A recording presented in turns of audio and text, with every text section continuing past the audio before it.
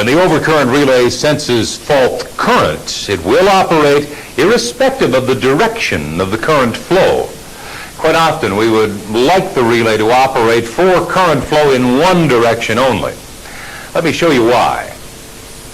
This example shows the high voltage bus in a distribution substation. It is fed from sub-transmission lines which are part of a continuous loop. In this arrangement, current may flow in or out of either sub-transmission line depending upon conditions or system configuration in other parts of the loop. Now, suppose a fault occurs on line A. Fault current will flow from line B through the bus to feed the fault on line A in addition to the load on the bus. The overcurrent relay on line A will sense the overcurrent situation and begin to operate according to its inverse time characteristic. But the current in line B has also increased to feed the fault. Therefore, its own overcurrent relay will also sense the high level current and commence the tripping process. In fact, line B is also feeding the distribution load and therefore passes greater current than A. If the B relay trips out line B, the substation is left without any power supply at all. We can avoid this by using directional overcurrent relays, device number 67. Now, with a line A fault, the directional element blocks the overcurrent relay on line B from tripping when current flow is into the bus, but it will allow operation of overcurrent relay A to trip when current flow is out of the bus. For both of these lines, the correct tripping direction is when current flow is out of the bus into the line. In the case of a bus fault, current will flow into the bus from both feeders. Then both overcurrent relays will be blocked from operation by their respective directional relays. The fault would be cleared by other protection relays tripping out the same breakers, a clear case of zone overlap. The directional element controls tripping by superimposing its operation on that of the overcurrent relay. You will remember that the time overcurrent relay is fitted with a shorted shading coil on one leg of the electromagnet. This is to provide the driving force. The shorting circuit is fitted with a contact which is operated by the directional element. When current flow is in the tripping direction, this contact remains closed and the overcurrent relay can operate. However, if current flow reverses, then the directional element opens the contact, so preventing operation of the time overcurrent relay. Similarly, the directional element also operates a contact in the instantaneous relay tripping circuit to allow tripping only when current flow is in the designated tripping direction.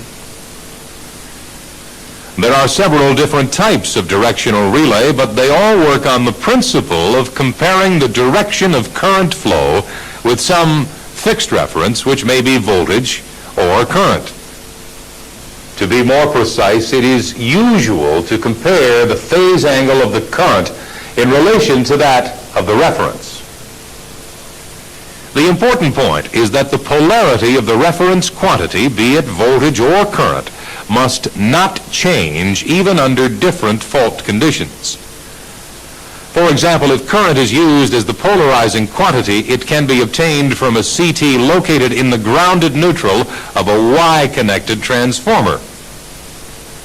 In this simple arrangement, the directional element receives reference voltage from the VT on the bus. Current is measured by the CT in the protected line. In normal operation, the phase angle of the current may be up to, say, 20 degrees lag.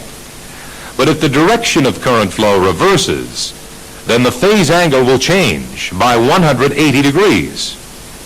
This very large difference is easy for the relay to detect and activate the directional element. One common type of directional relay is the induction cylinder type shown here. The aluminum or copper cylinder takes up a stationary position depending upon the fluxes developed in the electromagnet. One of the coils is receiving input from the reference voltage or current, while the other is receiving input from the CT of the protected circuit.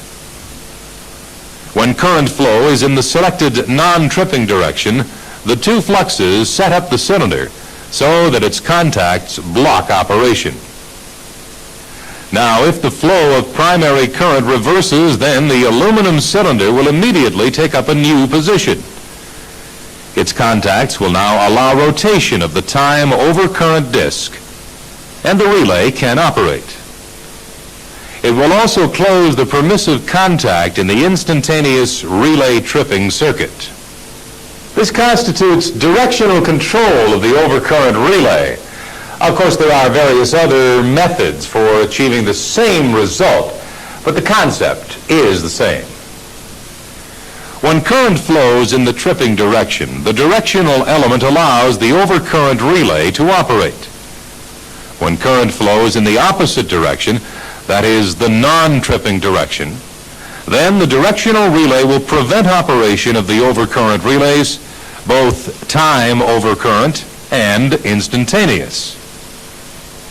Obviously, the actual tripping and blocking directions can be reversed by simply changing the polarity of the connections. In this particular relay that we've been looking at, the instantaneous overcurrent element is of a different type to that discussed in the previous segment. It works on the induction cup principle and is in fact quite similar to the directional unit. The secondary current from the CT is passed through these electromagnetic windings. A capacitor is wired into the circuit of one of the coils so as to provide a phase difference between the two fluxes and in turn produce turning motion on the cylinder. The spring restrains movement of the cylinder. However, as soon as the current flowing through the coils increases above the set pickup value, then the induction cylinder will rotate and close its trip contacts.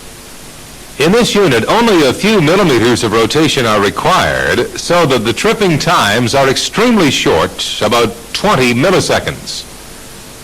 Clearly, the directional element plays a very important part in coordination and selectivity of the system protection schemes.